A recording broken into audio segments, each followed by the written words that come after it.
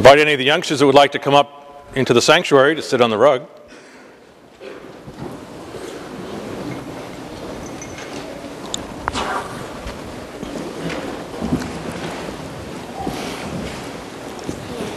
Hello.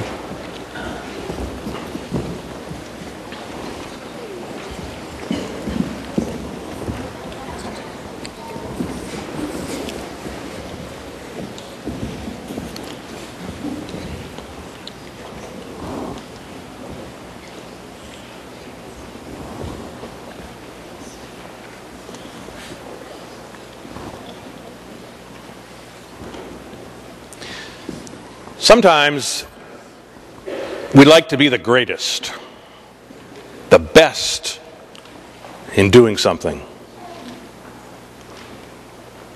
Who do you think the greatest football player is today? Tom Brady. I haven't seen him much this year. Who is the greatest singer? Me, she said. That's good.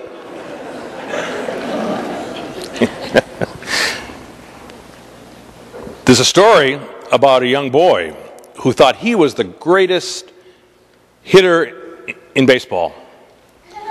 And he put on his baseball cap, he had his bat, and he had the ball, and he went out to the backyard, and he threw the ball up, and he swung and missed it. And he yelled, "Strike one!" Then he said again, "I'm the greatest hitter in all of baseball." And he threw the ball up, he swung, missed it again. And he yelled, what? Strike two. Then he said, "I am the greatest hitter in all of baseball." He threw the ball up, swung and he missed, and he yelled,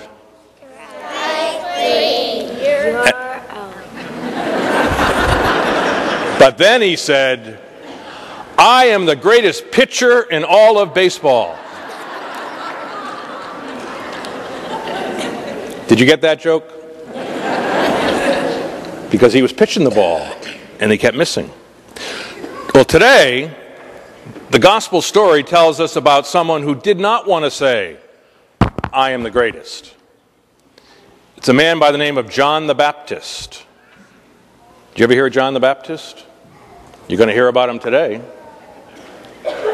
We have a statue of John the Baptist out there.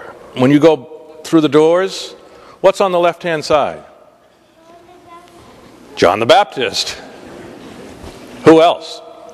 Do you know who else? There are two men there. And they're going into the water. You know what that water is sometimes called here?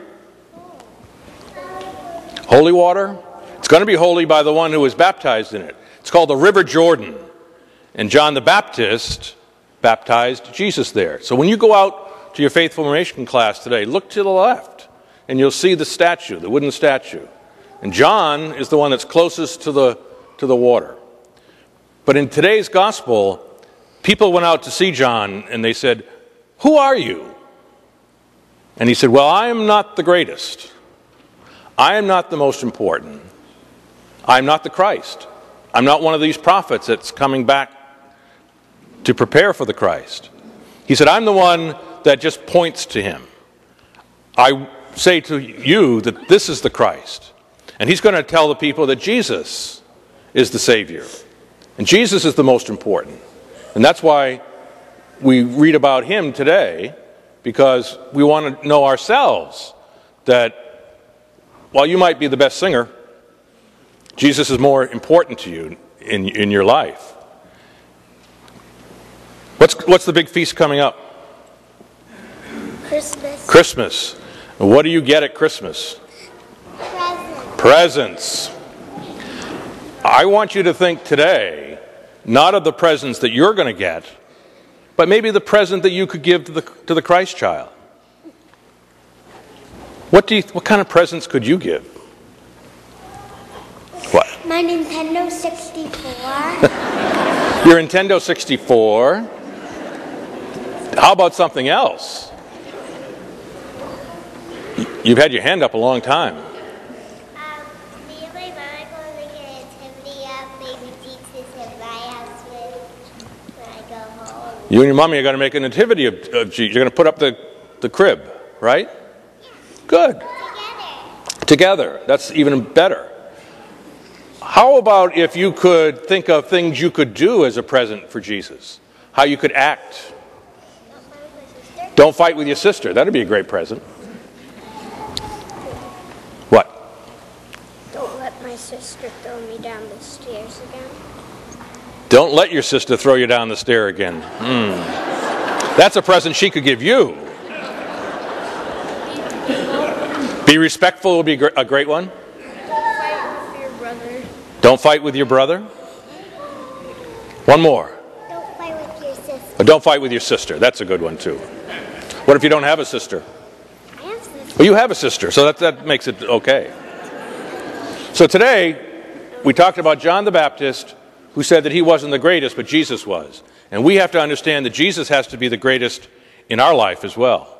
And one way that we can give a present to Jesus is by the way that we live as he has taught us, by not fighting, by being respectful of each other, and not thinking just about myself and what I'm going to get at Christmas, but what I could give to the baby Jesus. Thanks for coming up, and why don't you be careful going down the stairs on your way out.